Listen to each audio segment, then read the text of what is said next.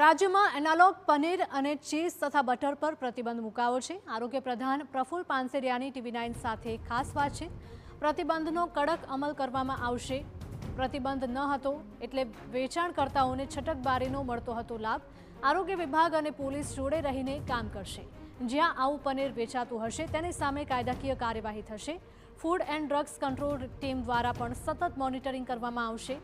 નાગરિકને આ અંગે ફરિયાદ કરવી હોય તો જિલ્લાના ફૂડ વિભાગમાં કરી શકાશે।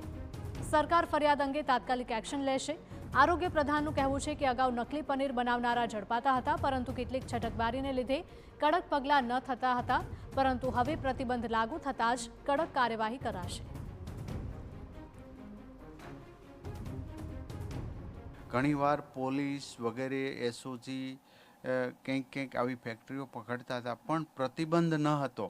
એટલા માટે એમને એનાલોગ પનીર માટેના ચોક્કસ નિયમોથી બનાવી શકાય એવું ફૂડની એક ગાઈડલાઇન્સ પ્રમાણે બનાવી શકતા, પણ પ્રતિબંધ ન હોવાથી પોલીસવાળા કે એસઓજી દરેક લોકો કે અમારી ટીમ એ પૂર્ણ રીતે એના ઉપર કાર્યવાહી કરી શકતી ન હતી, જે અમારી એક સારા કામની અંદર આ એક બાધારૂપ હતું।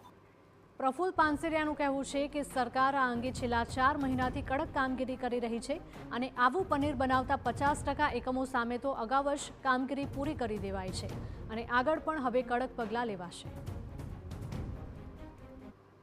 છેલ્લા 4 મહિનાથી અત્યાર સુધીમાં મેક્સિમમ આવી પ્રોડક્ટ કરનારી જે ફેક્ટરી છે, યુનિટ છે, એમને સીલ કરી દીધા છે।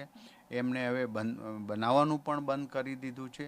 તો મેક્સિમમ 50%નું કામ અમારું પૂર્ણ થઈ ગયું હતું। દંડાત્મક કાર્યવાહી કરીએ છીએ, જેથી કરીને હવે એક ડર, એક ખોફ ઊભો થઈ રહ્યો છે અને લોકોને પણ હું વિનંતી કરું કે સસ્તામાં ન પડતા જે સ્ટાન્ડર્ડ ડેરીઓ છે એનાથી સસ્તું આપે તો સમજી લેજો આ બનાવટી જ છે।